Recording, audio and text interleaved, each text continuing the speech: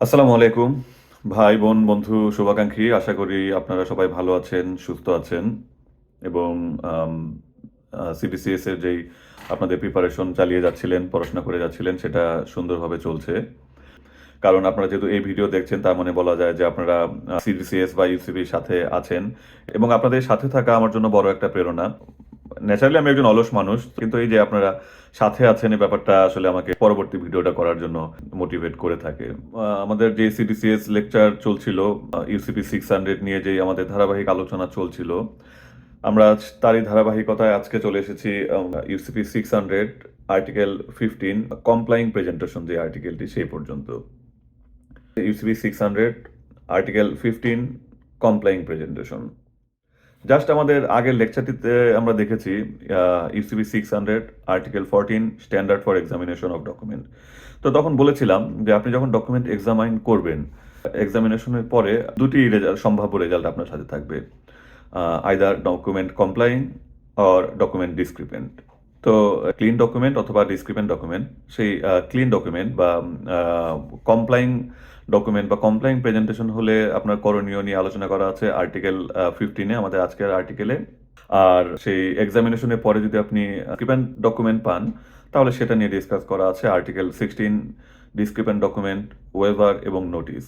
তো আমাদের আজকের আলোচনার বিষয় হচ্ছে আর্টিকেল 15 কমপ্লাইং প্রেজেন্টেশন। আগের আলোচনা আপনারা দেখেছেন যে ডকুমেন্ট এক্সামিনেশনের দায়িত্ব ছিল মূলত তিনটি ব্যাংকের উপর: nominated bank acting on its nomination, 2 confirming bank if any, 3 issuing bank.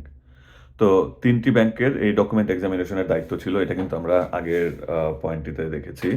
তো এখানেও তাই, এখানেও সেই তিনটি ব্যাংকের পয়েন্ট অফ ভিউ থেকে আলোচনা করা হয়েছে কমপ্লাইং প্রেজেন্টেশন পেলে এই রেসপেক্টিভ ব্যাংকগুলোর রেসপন্সিবিলিটিটা কি। Issuing bank, confirming bank if any, আর nominated bank acting on its nomination. Article 14 পর্যন্ত যে আপনি ডকুমেন্ট এক্সামিনেশনে কঠিন পথটি পাড়ি দিয়ে এসেছেন, সেই কঠিন পথ পাড়ি দেওয়ার পরে কিন্তু আপনার জন্য আসলে এই আর্টিকেল 15-এ একটু কমফোর্ট রাখা হয়েছে। আর্টিকেল 15টা বলা যায় কাইন্ড অফ ছেলের হাতের মোয়ার মতো। আইদার মোয়াটা ছেলে খাবে অথবা মোয়াটা ছেলের আশেপাশে থাকা অন্য কেউ খাবে। আমরা চলুন দেখে নেই যে পয়েন্টগুলোতে আসলে এখানে কি বলা আছে। UCP 600 article 15 complying presentation, point A. আগের পয়েন্টটিতে যেমন তিনটি ব্যাংকের পয়েন্ট অফ ভিউ থেকে আর্টিকেলটা আলোচনা করা হয়েছিল, ডকুমেন্ট এক্সামিনেশনের রেসপন্সিবিলিটিটা আলোচনা করা হয়েছিল, এখানেও তেমনি তিনটি bank: issuing bank, confirming bank এবং নমিনেটেড ব্যাংক। পয়েন্ট এ হচ্ছে সেই ইস্যুইং ব্যাংক নিয়ে। পয়েন্ট এতে বলা আছে, when an issuing bank determines that a presentation is complying, it must honour. Honour function এবং নেগোসিয়েশন ফাংশন আশা করি আপনাদের মনে আছে। অনার ফাংশনগুলো কি কি ছিল আমরা আরেকবার একটু বলছি। অনার ফাংশন ছিল side payment, deferred payment undertaking এবং অ্যাকসেপ্টেন্স। এই তিনটাকে একসাথে বলা হচ্ছে আসলে অনার ফাংশন। এবং ইস্যুইং ব্যাংকের উপর অ্যাভেলেবল ফাংশন কিন্তু হচ্ছে শুধু অনার ফাংশন। কনফার্মিং ব্যাংকের উপর অনার এবং নেগোসিয়েশন দুটি ফাংশনই প্রযোজ্য। নমিনেটেড ব্যাংকের উপরও তাই। কিন্তু ইস্যুইং ব্যাংকের উপর কিন্তু শুধু অনার ফাংশন হচ্ছে অ্যাপ্লিকেবল। তো এটাই বলেছে, ইস্যুইং ব্যাংক যখন কোনো একটা প্রেজেন্টেশনকে কমপ্লাইং পাবে সে অবশ্যই অনার করবে। When an issuing bank determines that a presentation is complying, it must honour. অথবা আরেকটু এক্সটেন্ড করে যদি আমরা বলতে চাই, যদি ক্রেডিটটা সাইড পেমেন্ট হয় ইট মাস্ট পে। যদি ডেফার্ড পেমেন্টে অ্যাভেলেবল হয় তাহলে ডেফার্ড পেমেন্ট আন্ডারটেকিং ইনকার করতে হবে, এবং যদি অ্যাভেলেবল বাই অ্যাকসেপ্টেন্স হয় তাহলে তাকে অ্যাকসেপ্টেন্স দিতে হবে। এটা হচ্ছে ইস্যুইং ব্যাংকের রেসপন্সিবিলিটি, ইট মাস্ট অনার। বলেছি এটা ছেলের হাতে মোয়া। আসলে আলোচনা তেমন কিছুই নেই, কারণ শুধু ব্যাংক ধরে ধরে সেই রেসপন্সিবিলিটি গুলো বলে দিচ্ছে। পয়েন্ট বিতে চলুন দেখি কি বলছে। পয়েন্ট বিতে বলছে, when a confirming bank determines that a presentation is complying, it must honour or negotiate and forward the documents to the issuing bank. আগের পয়েন্টে আমরা বললাম অ্যাভেলেবল উইথ এবং অ্যাভেলেবল বাই। তো অ্যাভেলেবল উইথ অপশনগুলো কিন্তু আপনার হচ্ছে কি কি: issuing bank, confirming bank if any, nominated bank acting on its nomination. এই হচ্ছে অ্যাভেলেবল উইথ অপশন। আর অ্যাভেলেবল বাই অপশন হচ্ছে অনার অর নেগোসিয়েশন। অনার হচ্ছে side payment, deferred payment, acceptance. তো ইস্যুইং ব্যাংকের উপর শুধু অনার ফাংশনগুলো অ্যাভেলেবল, মানে সাইড পেমেন্ট, ডেফার্ড পেমেন্ট এবং অ্যাকসেপ্টেন্স। আর কনফার্মিং ব্যাংকের উপর অনার এবং নেগোসিয়েশন দুটি অ্যাভেলেবল। তো যদি একটি কনফার্মিং ব্যাংক ডিটারমাইন করে যে ডকুমেন্ট কমপ্লাইং, তখন কনফার্মিং ব্যাংক অনার অথবা নেগোশিয়েট দুটি করতে পারে। যদি available by sight payment, deferred payment বা অ্যাকসেপ্টেন্স থাকে, কনফার্মিং ব্যাংক তখন সেই সাইড পেমেন্ট দিয়ে দেবে বা ডেফার্ড পেমেন্ট আন্ডারটেকিং দিবে অথবা অ্যাকসেপ্টেন্স প্রোভাইড করবে। আর যদি কনফার্মিং ব্যাংকের উপর অ্যাভেলেবল বাই নেগোসিয়েশন থাকে, তাহলে কনফার্মিং ব্যাংক নেগোশিয়েট করবে। ইস্যুইং ব্যাংকের কাজ কিন্তু হচ্ছে একটি, জাস্ট অনার করা। কিন্তু কনফার্মিং ব্যাংক বা নমিনেটেড ব্যাংকের কাজ কিন্তু একাধিক। যেমন কনফার্মিং ব্যাংকের কাজ হচ্ছে যদি সে ডকুমেন্ট কমপ্লাইং পায়, সেটাকে অনার করবে অথবা নেগোশিয়েট করবে। এই হচ্ছে ফাংশন 1।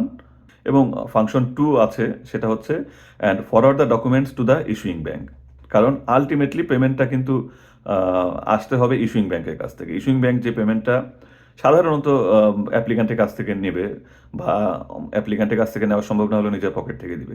কাজেই কনফার্মিং ব্যাংক যদি ডিটারমাইন করে যে ডকুমেন্ট কমপ্লাইং এবং তারপর অনার অথবা নেগোশিয়েট করে, তারপরে তার আরেকটা কাজ থেকে যায়, সেটা হচ্ছে ডকুমেন্টটা ইস্যুইং ব্যাংকের কাছে ফরওয়ার্ড করা। কারণ ইস্যুইং ব্যাংকের কাছ থেকে তার আবার পেমেন্টটা নিয়ে আসতে হবে। এই জন্য বলেছে when a confirming bank determines that a presentation is complying, it must honour or negotiate and forward the documents to the issuing bank. এরপর আমরা চলে যাচ্ছি আমাদের পয়েন্ট সিতে। UCP 600 article 15 complying presentation, point C. When a nominated bank determines that a presentation is complying and honor or negotiate, it must forward the documents to the confirming bank or issuing bank. Confirming ব্যাংকের সাথে এই nominated ব্যাংকের ফাংশনেরও কিন্তু মোটামুটি মিল আছে।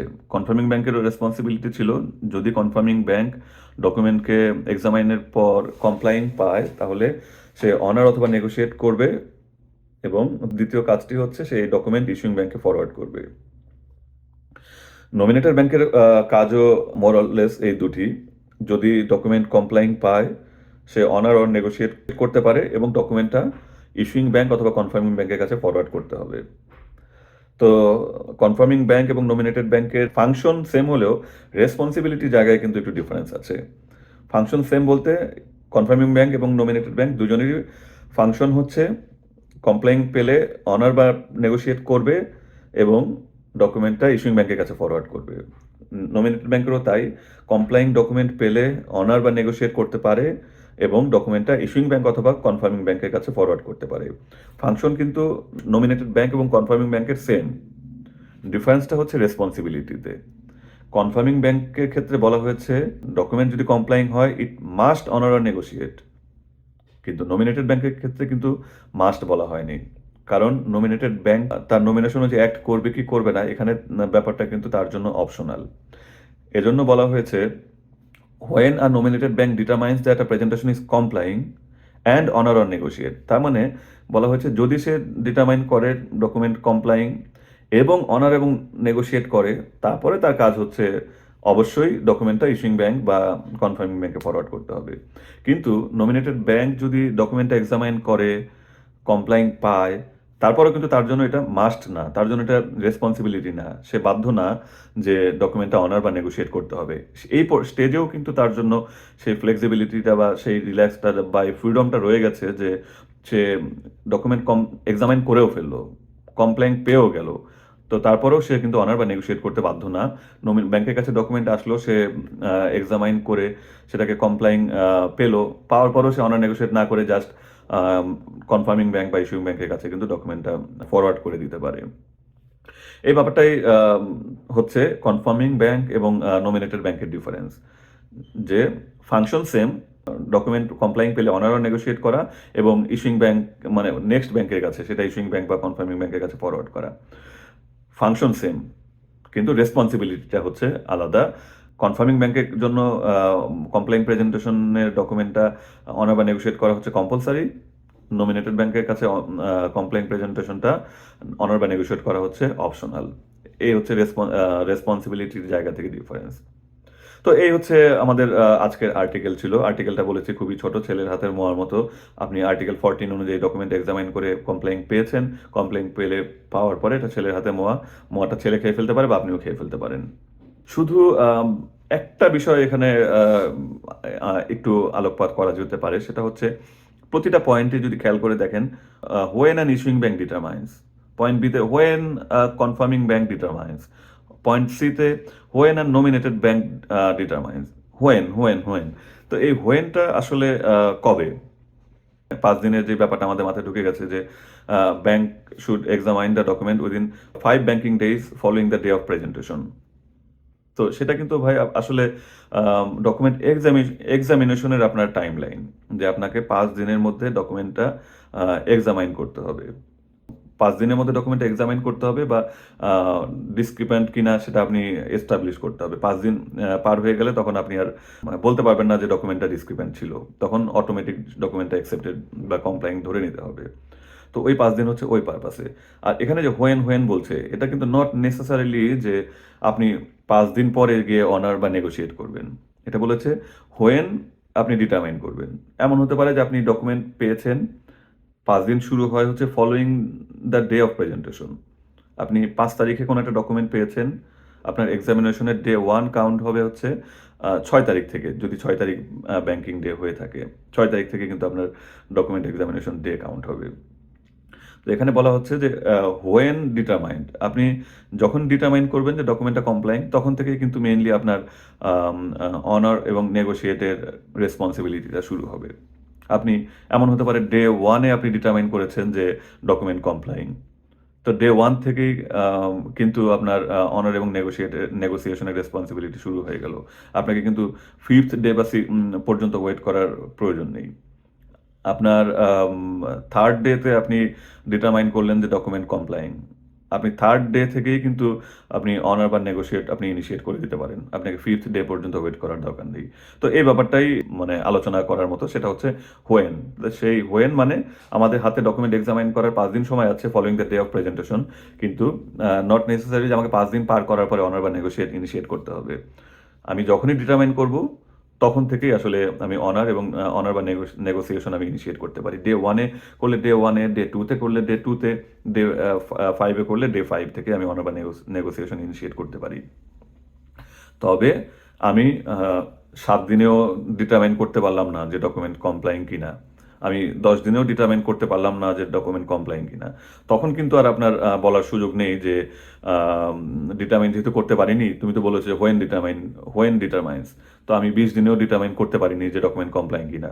তো আমি payment এখনো দেব না। অনার বা নেগোশিয়েট এখনো করব না। সেটা বলার সুযোগ নেই। কারণ বলা আছে যে 5 banking days following the day of presentation এর মধ্যে আপনাকে ডকুমেন্ট এক্সামিনেশনটা কমপ্লিট করতে হবে। আপনি যদি 5 banking days following the day of presentation এর মধ্যে আপনি ডকুমেন্ট এক্সামাইন করতে না পারেন, 6 ব্যাংকিং ডেজ থেকে কিন্তু আপনি আর বলতে পারবেন না যে ডকুমেন্টটা কমপ্লাই করেনি। তখন থেকে অটোমেটিক্যালি এটাকে আপনাকে অ্যাকসেপ্টেড ধরে নিতে হবে বা কমপ্লাইং ধরে নিতে হবে। যদি ৫ দিনের মধ্যে আপনি ডকুমেন্ট এক্সামিনেশন এবং ডিসক্রিপেন্সি কোড করতে না পারেন, কমিউনিকেট করতে না পারেন, তখন 6 ডে থেকে ধরে নেওয়া হবে যে ডকুমেন্টটা অটোমেটিক কমপ্লাইং এবং তখন আপনাকে ওই অনার বা নেগোসিয়েশনের কার্যক্রম কিন্তু আসলে তখন থেকে শুরু করে দিতে হবে। এরপরে যে আপনি আর বলতে পারবেন না। তো এটাই বলা হয়েছে যে when an issuing bank determines, when a confirming bank determines, when a nominated bank determines. তো এই হোয়েনটা আর্লিয়েস্ট হতে পারে ডে 1 থেকেই হতে পারে, ডে 2 তে আপনি ডিটারমাইন করতে পারেন, ডে 3, 4 বা 5 এও ডিটারমাইন করতে পারেন। কিন্তু ডে 6, 7, 8, 9, 10 তখন যেয়ে কিন্তু আপনি বলতে পারবেন না যে আমার ডিটারমিনেশন এখনো শেষ হয়নি। তখন এটাকে অটোমেটিক অ্যাকসেপ্টেড ধরে নিয়ে অনার বা নেগোসিয়েশন ইনিশিয়েট করতে হবে। তো আর্টিকেলটা অনেক ছোট ছিল, আমাদের আলোচনাও ছোট। আহ, যেহেতু আর্টিকেল 14 এ আপনারা অনেক পরিশ্রম করেছেন, এজন্য আপনাদের জন্য একটু কমফোর্ট, একটু রিল্যাক্স। তো এরপরে ভিডিওতে আমরা আলোচনা করব আর্টিকেল 16 নিয়ে, ডিসক্রিপেন্ট ডকুমেন্ট ওয়েভার এবং নোটিশ। সেই আর্টিকেলটাও একটু বড় এবং একটু ইম্পর্টেন্ট আর্টিকেল এবং ইউসিপির কমনলি রেফার আর্টিকেলগুলোর মধ্যে একটা। সেই আর্টিকেলটি নিয়ে পরবর্তী ভিডিওতে আপনাদের সাথে আবার দেখা হবে। সে পর্যন্ত আল্লাহ হাফেজ, ভালো থাকবেন, সুস্থ থাকবেন, ভিডিওগুলো দেখতে থাকবেন, গঠনমূলক সমালোচনা করতে থাকবেন এবং লাইক কমেন্ট দিয়ে মোটিভেট করতে থাকবেন। সে পর্যন্ত আল্লাহ হাফেজ। ভালো থাকবেন।